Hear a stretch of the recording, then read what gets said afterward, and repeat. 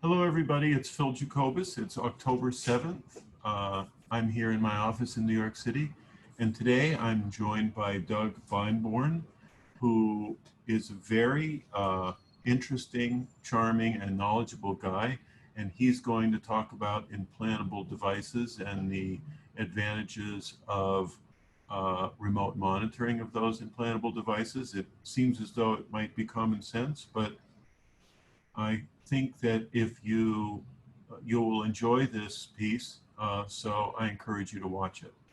But before we're joined by Mr. Beinborn, let's take a look at a couple of the stories that are in the news today.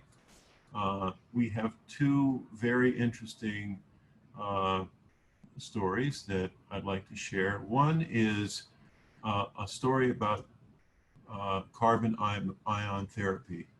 And I know that more people are aware now of what proton therapy is than 5 years ago. And carbon therapy is another different technology.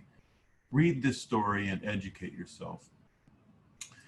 Here's another cutting edge new technology, which is color MPI. This is a company that has received a $1.6 million to study and improve this technology. I have a feeling that this will be new, cutting edge sort of activity, and once again, reading this story will give you some insight into what it's all about. This also, unless I'm risk getting fired, I have to put a plug in for you to sign up for our online news. It's free. We cover all sorts of different topics, and you can silo the news and only receive stories that are interesting to you of the different categories. So if you're only interested in proton or only interested in oncology or only ultrasound, you only have to receive those kinds of stories. Okay, welcome. Once again, today we're joined by Doug Beinborn, who is an associate principal with the healthcare solutions organization known as Vizient. And Doug, thank you very much for joining us. It's a pleasure to join you, Phil. You know, Doug has contributed to our magazine. He is a very thoughtful guy, and I've read his stories before speaking with him today, his articles. It's very interesting, and we will put links to those in the news here. So Doug, today we're going to talk about a topic that is important to you, which is implantable devices. And just for the benefit of everyone so that we're correctly oriented, tell us about the implantable devices that we're going to talk about. Yeah, so thanks, Phil. So specifically today, we're going to talk about three different devices: pacemakers, implantable cardioverter defibrillators, and implantable loop recorders. And all these do different things to either monitor the heart or be able to treat the heart's rhythm. So pacemakers, I think probably everyone knows what those are. Defibrillators, give us a quick definition of that just for grins. Sure. So with a defibrillator, it integrates both the best features of a pacemaker, and it will defibrillate the heart if the heart goes too fast. So it treats both fast and slow heart rhythm disorders. And so it's merging of two different technologies together to treat patients with both slow and fast heart rhythm disorders. And the loop device? The implantable loop recorders are devices, they're non-therapeutic, meaning that there's no therapy that comes from them directly. What they are is they're implanted under the skin of the chest, and what it does, it monitors every beat of the patient's heart each day. And so these are implanted after a patient has a suspected heart rhythm disorder, either being atrial fibrillation or episodes called syncope, where patients pass out and with an unknown etiology. Another population that these are being used for currently is cryptogenic stroke. And cryptogenic stroke is the disorder where patients have a thrombogenic stroke but the cause of it's unknown. It can be from a hematology disorder. It can be from an opening in the atrium, between the two atriums of the heart. And so these devices are implanted to find out what specifically caused the stroke and be able to treat the patients. Now, any idea what percentage of the population in the United States has one of these three kinds of devices? Yeah, so it's estimated approximately 150,000 people in the U.S. get an implantable defibrillator each year. About 200 get an implantable pacemaker, and probably I'm going to guess, but it's probably like 40 to 50,000 that get implantable loop recorders annually in the United States. And are there any statistics on how much this extends people's lives? Um, Not specifically. So, but I'll talk about defibrillators. So, defibrillators are treated, the main thing with those is to treat fast rhythm disorders, which are lethal for most accounts. So about 400,000 people die in the United States annually of sudden cardiac arrest. And so there's a certain patient population based on how strong your heart is, if you have coronary disease, if you have heart failure, that these devices are life-saving, and you put them in prophylactically if people have the right criteria or if they've survived an episode of sudden cardiac arrest. So the studies there have been around for 15 years showing the value of implantable defibrillators. Yeah, and almost without a doubt, the pacemaker extends people's lives because they die. You're absolutely right. So there's, the patients can be either they're pacemaker dependent or they intermittently have episodes where they might pass out, but they'll come back too. But obviously that's a huge quality of life issue. But some people without the pacemaker, their heart will not function at all. And obviously those would be life threatening in a very short period of time. Now, also, we're going to talk primarily today, or one of our goals is to talk about the advantages of remote monitoring over in visiting the hospital to monitor your device. I guess common sense tells us what those advantages are, but why don't you cover them for us, if you wouldn't mind? Sounds good. So remote monitoring especially for pacemakers has been around for 30 plus years. So there used to be a thing where you would do them telephonically, where you'd actually have a landline and it go through your regular phone. It would be able to tell what battery charge or how strong the battery is and if it's pacing appropriately. In the last 15 years, the expansion of what remote monitoring means to patients has expanded rapidly. So in 2020 now, all pacemakers, implantable defibrillators, and loop recorder monitors can be monitored from home. The thing that's really important, there are a couple things that are important. Number one is, what's the benefit of doing it remotely versus doing the in-clinic? And in-clinic visits are typically every 90 to 180 days, depending on what your your physician decides on. With remote monitoring, it actually checks the device every day.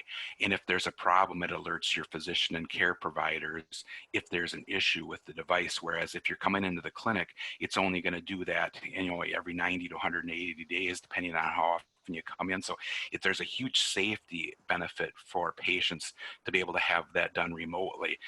And then you throw in a situation like COVID, and where you're trying to keep people out of the clinic and hospital that you don't need to have come in physically. And these patients are able to be monitored remotely.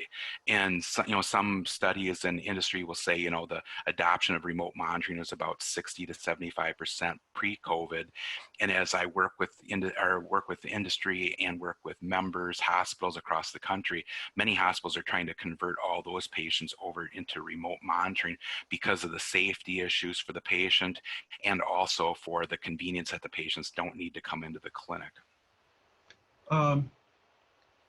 Who takes the lead on that? There are different manufacturers of pacemakers, I'm sure. Correct. And the companies take the lead on sending out those remote monitoring devices on behalf of the hospital. Yeah, so when patients are implanted, and it all depends center to center, Most centers will send the device home with the patient when after they go home, after dismissal, after the implantation, which is really kind of the best model of all because the patients are educated on it. The device is set up specifically for their pacemaker, defibrillator, implantable loop recorder. And so when the patient goes home, they essentially just have to plug and play. It's ready to go. And these can work off a cell phone now. They can work off Wi-Fi. There's many different options about how to be able to do this remotely. And so it's really key up front with the healthcare providers that they send these devices home with the patient at time of implantation. If a patient had their device implanted, say 5 years ago and didn't get this technology, it isn't too late for them to get a remote monitoring device put in their home. So what happens then is the healthcare provider works with industry and the patient to have it sent to their home, have the device set up, and then be able to convert that right to remote monitoring without having them have to come into the clinic. So many hospitals are just looking at the list of patients that are on or off remote monitoring and getting those patients that are off onto that platform. And so that saves, that alleviates the need for patients to visit the hospital. It reduces the likelihood that they're going to contract COVID or spread it if they haven't. You're exactly right. And then there's the indirect costs that are really helpful. So say the patient has to come into the clinic, they have to drive in, they have to pay for parking. Oftentimes, if they're an elderly person, then one of their children or someone's driving them there, and then they have to go to an exam room and wait in the waiting room. And so there's just a huge time element for patients that doesn't add value. And then you look at it from a hospital standpoint, you don't have to have as much waiting room space. You don't need to bring them into an exam room and clean it afterwards. And you're able to take care of these patients on a more real-time basis. And it's much more efficient. And so with the shown value of efficiency and the improved outcomes, there's multiple studies out there showing the value of daily checks through a remote and then every 90 and 180 days. It essentially adds 3/4 of a year of life to those patients that are on remotes just because of the safety issues built into the remote monitoring. I have to throw you a softball. Would you describe this as a no-brainer? It is a no-brainer. This is best for patient care, and if it's COVID or not, if I have a device put in, it's a no-brainer that I'll be on remote monitoring. Now, I'm not sure you know the answer to this question, but do you happen to know security? We have all these people who are hacking. Can someone hack into a person's pacemaker and turn it off? Yeah, so the answer is really no. So there was a concern probably 5 years ago that that this could possibly be done, and there was news that was released about it. And then after you get the right people with the IT security, the manufacturers, and the physicians together, and they look at this, it really didn't carry much merit at all. It was using an older remote monitoring device, and it set up so many different things that had to happen. And so the physicians said, and even Heart Rhythm Society said, this is something not to be concerned about. The so slight risk of this is much more outweighed by the benefits this remote monitoring does. So and then the manufacturers are very are on top of things to keep ahead of cybersecurity, but it's always a moving target. So those concerns really haven't been raised probably for the last 5 years. But is it feasible? It would have to have many circumstances line up perfectly for it to happen. If someone would ask me if I would have any concern about it, I would say absolutely not. Now, one last question. Does remote monitoring impact the battery life of the implantable device in any way?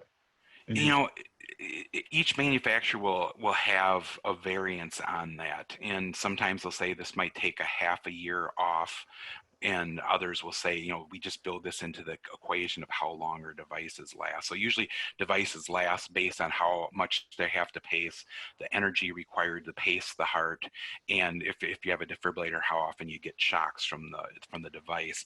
Usually that's not much of the equation anymore because the risk outweighs the benefits outweigh the risks so much that in the use of battery is so slight that it just is another one of those no-brainers that it's like, okay, if this takes off 6 months of a longevity of a 12-year device or a 10-year device, it's like it's well worth it for patient safety. Yeah. So, is there anything that we didn't cover that you think we should cover? I think if, if cardiology clinics would be listening to this, I would be saying, this should be one of their top priorities to be able to do this and be able to look at the list of patients that are not being followed remotely. The only other thing that probably would be worth value of discussing with remote monitoring is, especially on the defibrillator side, these devices also have sensors in them built to identify patients that are deteriorating from their heart failure, meaning they're getting more short of breath, they're gaining fluid weight, their activity levels are dropping. And so manufacturers have diagnostics built within these devices that identify patients that are deteriorating. And the great thing about that is if you follow this information remotely, you can intervene while the patient's still at home versus having them get hospitalized for heart failure that requires a week-long hospitalization. So that is an area that has had much less adoption, but I suspect with COVID and the advancements in remote healthcare, there's many hospitals are starting to look at how do I use these heart failure diagnostics and keep people well and in their home versus bringing them into the hospital. So, Mr. Doug Beinborn, it's a wonderful time that we live in where we have this sort of technology that extends our lives and allows us to be monitored remotely. It's like science fiction here. And I agree with you, it's a no-brainer. And I want to thank you for joining us, and thanks for contributing to our magazine. And I hope that we hear back from you in the future on some new topic. Sounds great, Phil. It was a pleasure.